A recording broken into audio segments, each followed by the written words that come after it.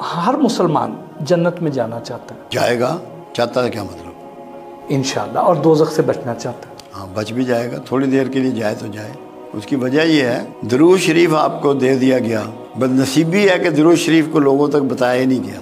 درود شریف کیا ہے؟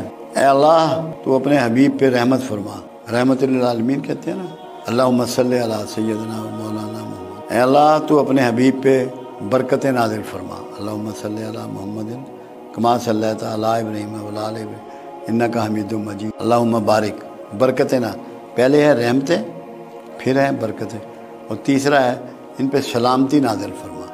یہ تین دعائیں ہیں جو اللہ ہر صاحب ایمان سے اپنے رسول کو دلوا رہا ہے۔ کیا رسول آپ کی دعاؤں کے محتاج ہیں؟ آپ کی دعاؤں کی انہیں ضرورت ہے، مگر آپ کے ماں باپ کے ناموں کے ساتھ درود شریف آقا کو پیش کیا جاتا ہے۔ اور ایک فرمان مبارک ایک حدیث میں یہ ہے کہ شب جمعہ میں خود سنتا ہوں۔ جب محسن کا چلا گیا کہ محسن نے 10 دفعہ آپ کو دعا دی ہے، رحمت کی، برکت کی اور سلامتی کی، اب قرآن میں ایک کلیہ ہے، جو تمہیں دعا دے اس کے بدلے میں اس کو ویسی ہی دعا دو یا اس سے بڑھ کے دو۔ واہ واہ واہ واہ واہ، ویسی ہی دعا دو یا اس سے بڑھ کے دو۔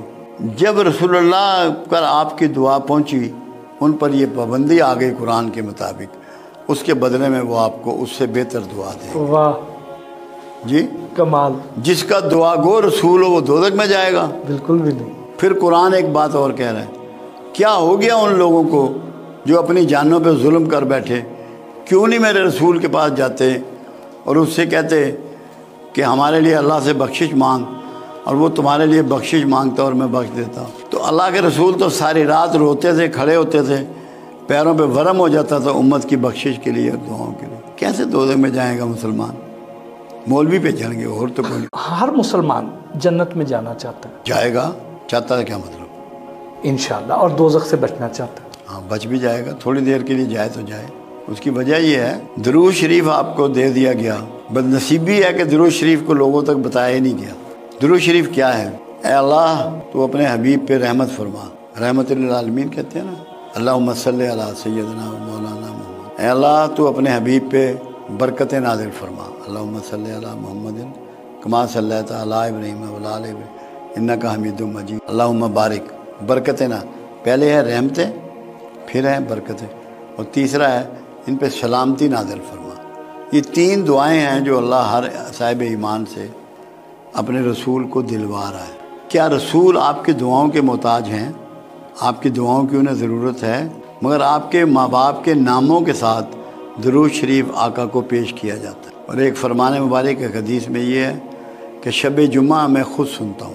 جب محسن کا چلا گیا کہ محسن نے 10 دفعہ آپ کو دعا دی ہے، رحمت کی، برکت کی اور سلامتی کی، اب قرآن میں ایک کلیہ ہے، جو تمہیں دعا دے اس کے بدلے میں اس کو ویسی ہی دعا دو یا اس سے بڑھ کے دو۔ واہ واہ واہ واہ واہ، ویسی ہی دعا دو یا اس سے بڑھ کے دو۔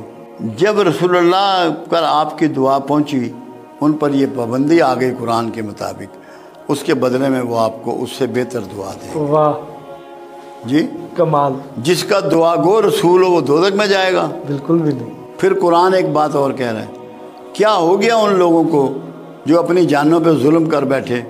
کیوں نہیں میرے رسول کے پاس جاتے اور اس سے کہتے کہ ہمارے لیے اللہ سے بخشش مانگ، اور وہ تمہارے لیے بخشش مانگتا اور میں بخش دیتا۔ تو اللہ کے رسول تو ساری رات روتے تھے، کھڑے ہوتے تھے، پیروں پہ ورم ہو جاتا تھا امت کی بخشش کے لیے اور دعاؤں کے لیے۔ کیسے دوزخ میں جائے گا مسلمان؟